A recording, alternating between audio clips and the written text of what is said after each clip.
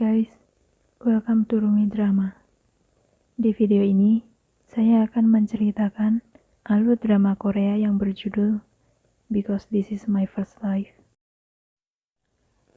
Cerita ini dimulai pada tanggal 17 September 1996. Terlihat satu keluarga sedang merayakan hari ulang tahun anak perempuan di keluarga itu. Namun, ia tidak mendapat kesempatan untuk membuat permohonan sebelum meniup lilin. Adik laki-lakinya selalu meniup lilin ulang tahunnya. Hal itu terus berulang di tahun-tahun berikutnya. Hingga ia beranjak dewasa, ia bisa membuat permohonan pertamanya saat ia merayakan ulang tahun yang ke-20 bersama teman-temannya. Gadis itu adalah Yoon Ji-ho. Keinginannya adalah bisa menjadi seorang penulis yang hebat. 10 tahun kemudian, ia berhasil meraih impiannya menjadi seorang penulis. Ji-ho bekerja sebagai seorang asisten penulis sebuah melodrama. Suatu hari, ketika Ji-ho pulang ke rumahnya, setelah 3 bulan bekerja tanpa pulang, tak disangka, ia mendapati adiknya, Yoon Ji-sok, sedang melakukan hubungan intim dengan seorang wanita di dalam kamar. Ji-ho sangat terkejut melihat adegan tersebut. Ia langsung berlari keluar rumah. Ji-sok berusaha mengejar Ji-ho dan menjelaskan kepada Ji-ho tentang wanita itu. Ternyata wanita itu adalah istri Ji-sok dan sedang hamil. Mereka telah menikah selama 4 bulan tanpa memberitahu Ji-ho sebelumnya. Saat makan malam, ayah Ji-ho menyinggung tentang pernikahan Ji-sok dan tidak memberitahu Ji-ho karena Ji-ho sangat sibuk bekerja. Ayahnya meminta agar mereka bisa hidup rukun bersama. Namun, Ji-ho dan Ji-sok menentangnya. Ji-ho tidak mau tinggal bersama karena Ji-sok dan istrinya adalah pengantin baru. Di suatu restoran, Ji-ho bertemu dengan sahabat-sahabatnya. Mereka adalah Woo Soo-ji dan Yang Ho-rang. Ji-ho menceritakan keluh kesahnya tentang adiknya yang telah menikah, dan juga ia harus pindah dari rumahnya. Saat mereka masih mengobrol, terjadi pertengkaran di meja sebelah. Salah satu pria itu bernama Nam Se-hee. Nam Se-hee merupakan seorang programmer sebuah perusahaan pembuat aplikasi ponsel.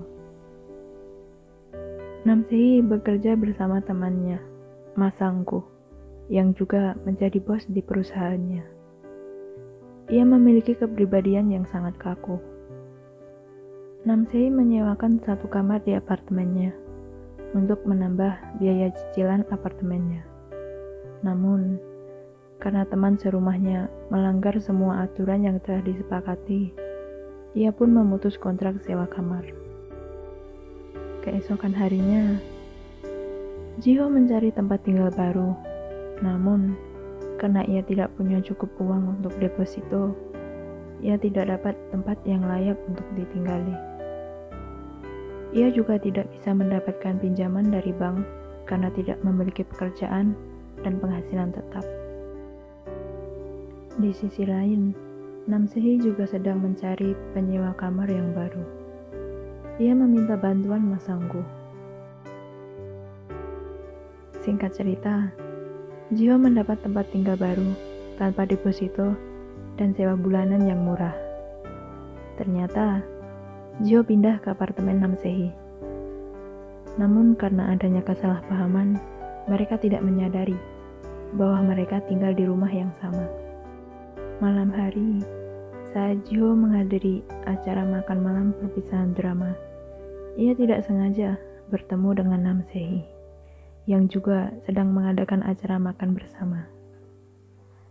Ternyata mereka memiliki hobi yang sama, yaitu menonton pertandingan sepak bola, dan mereka sama-sama menyukai Arsenal. Di luar restoran saat mereka menonton pertandingan sepak bola, Jiho melihat salah seorang rekan kerjanya yang sudah ia taksir selama 3 tahun, sedang berpelukan dengan seorang wanita. Jiho merasa patah hati. Ia tidak tahu sebelumnya bahwa orang yang ia taksir sudah memiliki pacar. Saat ingin pulang, Jiho dan Sei bertemu lagi di halte bis. Sambil menunggu bis datang, mereka pun mengobrol. Jiho menceritakan perasaan malunya kepada dirinya sendiri karena tidak bisa membedakan antara cinta dan sikap baik. Pria yang ia taksir selama 3 tahun yang ternyata sudah memiliki pacar. Jiho menanyakan siapa nama Sehi, tetapi Sehi tidak menjawabnya. Meskipun orang asing, tetapi Jiho merasa nyaman dengan Sehi. Sehi pun berkata, Jiho pasti merasa nyaman karena ia orang asing. Berpikir bahwa mereka adalah orang asing yang tidak akan bertemu lagi dan hanya punya satu kesempatan. Tiba-tiba saja, Jiho mencium bibir Sehi. Saat bis datang, Jiho langsung berlari naik bis, meninggalkan Sehi dengan penuh kebingungan. Keesokan harinya, entah sebuah keberuntungan atau kesialan, Jiho dan Sehi bertemu lagi di dalam lift menuju apartemen mereka. Mereka masih tidak menyadari bahwa mereka tinggal di apartemen yang sama. Suasana menjadi sangat canggung. Saat pintu lift terbuka, Sehi langsung keluar tanpa berkata apapun. Jiho tidak keluar dari lift. Ia sangat bingung. Bagaimana bisa pria yang ia cium semalam tinggal di gedung yang sama? Jiho memasuki apartemennya dengan sangat hati-hati. Ia takut bertemu lagi dengan Sehi. Namun, betapa terkejutnya ia saat mengetahui bahwa pemilik apartemen adalah Nam Sehi. Telah terjadi kesalahpahaman di antara mereka. Jiho mengira Nam Sehi adalah nama wanita, dan Sehi pun juga mengira bahwa Yun Jiho adalah nama laki-laki. Sehi bertemu dengan Mas Sanggu. Ia marah karena Mas Sanggulah penyebab kesalahpahaman itu. Mas Sanggu yang memberi informasi tentang Jiho kepada Sehi. Saat malam tiba, Jiho berencana untuk menginap di rumah temannya, tetapi ia mengurungkan niatnya. Ia kembali pulang. Jiho ingin menyelesaikan kesalahpahamannya dengan Sehi. Ia meminta maaf kepada Sehi karena telah menciumnya secara tiba-tiba saat di halte bis. Jiho juga berjanji akan segera pindah setelah mendapat pekerjaan dan tempat tinggal baru. Keesokan harinya, Jiho mendapat telepon dari sutradara yang ingin menggunakan naskah Jiho untuk sebuah drama. Kemudian mereka bertemu di sebuah kafe. Ternyata di sana juga ada pria yang sempat ditaksir Jiho. Mereka akan bekerja sama kembali. Ia adalah sutradara Yong Suk. Sesampainya di rumah, Jiho melanjutkan menulis naskah drama sambil membersihkan rumah untuk mencari inspirasi. Sementara itu di kantor Sehi, ia sedang membuat perincian biaya hidupnya untuk bulan depan jika Jiho pindah. Nam Sehi adalah orang yang sangat perhitungan masalah uang, karena ia harus membayar cicilan apartemen. Kepribadiannya juga sangat kaku. Ia memikirkan segala sesuatu secara logika. Sehi mempertimbangkan kembali tentang kepindahan Jiho. Ia bahkan membuat daftar perbandingan antara Jiho dan penyewa sebelumnya. Jiho mendapatkan nilai tertinggi. Bahkan Jiho memenuhi semua syarat yang ditentukan oleh Sehi. Mereka pun sepakat untuk tetap tinggal bersama. Hubungan mereka menjadi lebih nyaman. Mereka mengobrol dan menonton pertandingan sepak bola bersama. Di suatu hari, saat Jiho kembali ke apartemen Setelah membuang sampah, ia bertemu dengan seorang ibu yang juga ingin masuk ke apartemen yang sama dengan Jio. Ternyata, ibu tersebut adalah ibunya Sehi. Ibu Sehi sangat syok mengetahui anak laki-lakinya tinggal bersama seorang wanita. Ibu Sehi menuntut Sehi untuk segera menikah. Namun, Sehi tidak ingin menikah. Karena kejadian itu, Jio pun memutuskan untuk pindah. Perasaan Jio sedang tidak baik akhir-akhir ini. Naskah drama karyanya yang bercerita tentang kisah percintaan remaja telah diubah menjadi seperti sinetron ikatan cinta yang penuh dengan konflik tidak masuk akal oleh penulis Huang, penulis senior yang katanya ingin membantunya. Di suatu malam ketika Jio sedang tidur, sutradara Yongsuk memasuki ruangan tempat tidur Jio. Keadaannya sedang mabuk. Ia mencoba melakukan hal tidak senonoh kepada Jio. Jio berhasil mendorong sutradara Yongsuk hingga jatuh tergeletak di lantai. Jio merasa sangat marah. Ia terus berjalan tanpa tujuan. Tanpa disadari, ia sudah berdiri di depan gedung apartemen Sehi. Sehi melihat Jio berdiri di depan tempat tinggalnya, hanya mengenakan baju tidur. Ia pun mengajak Jio untuk memasuki rumahnya. Mereka mengobrol dan menonton pertandingan sepak bola. Hingga akhirnya, Sehi bertanya kepada Jio, maukah Jio menikah dengannya? Jio sangat terkejut dengan perkataan Sehi yang mendadak mengajaknya menikah.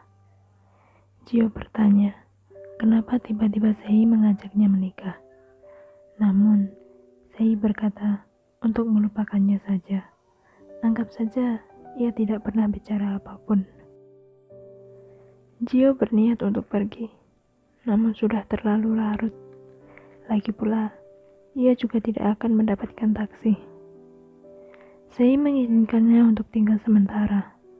Jio pun berencana untuk segera pergi saat pagi tiba. Sialnya, ia salah mengatur alarm. Alhasil ia tertidur sepanjang hari dan bangun saat jam sudah menunjukkan pukul 5 sore. Saat makan malam bersama, Jio membahas kembali pembicaraan mereka tentang ajakan Sehi untuk menikah. Sehi pun menjelaskan bahwa ia membutuhkan Jio bukan sebagai istri, tetapi sebagai penyewa kamar yang bayar secara rutin. Sementara Jio membutuhkan tempat tinggal tanpa bayar deposit. Menurut Sehi, menikah tidak butuh cinta dan kasih sayang.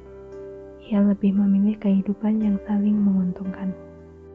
Singkat cerita, Jio bertemu dengan penulis Huang, sutradara senior, serta sutradara Yongsuk, pria yang hampir memperkosa Jio tempo hari.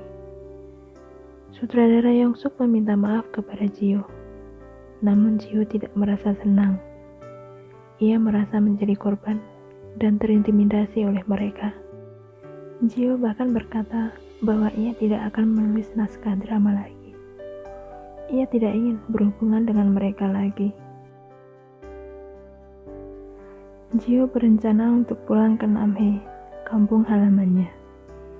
Saat di terminal bis, ketika Jio akan berangkat menuju Namhae, Sehi datang membawa naskah drama Jio yang tertinggal di apartemennya. Ia lantas mengembalikannya kepada Jio dan bergegas untuk pergi. Namun tiba-tiba tangannya ditarik oleh Jio dari belakang. Jio bertanya, apakah Sehi mau menikah dengannya? Sehi pun menjawab iya.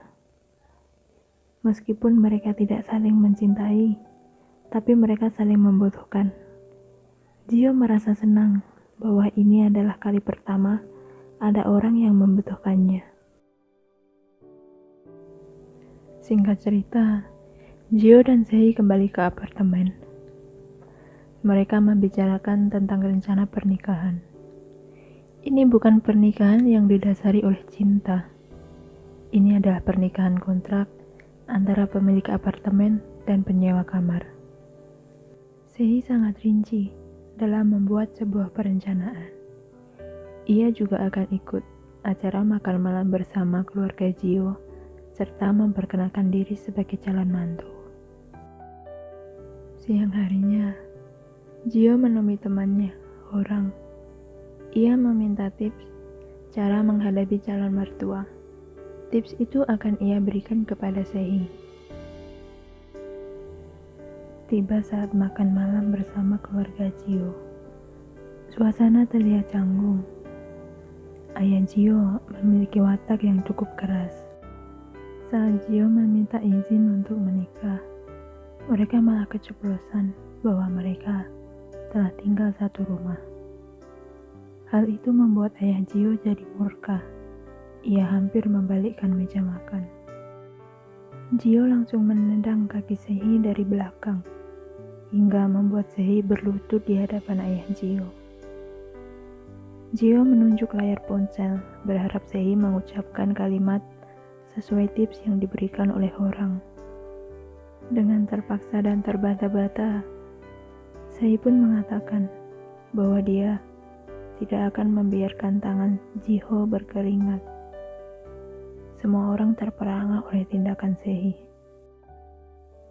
Agenda berikutnya adalah bertemu keluarga Sehi. Mereka melakukan foto selfie. Sehi akan mengirimkannya kepada ibunya. Malam hari, Jio datang ke rumah Horang. Ia bermaksud ingin memberitahukan kepada teman-temannya tentang rencana pernikahannya. Namun, ternyata suasananya tidak tepat. Horang bertengkar dengan pacarnya, Wonsuk. Horang sangat ingin menikah, tetapi pacarnya tidak peka dengan perasaan Horang.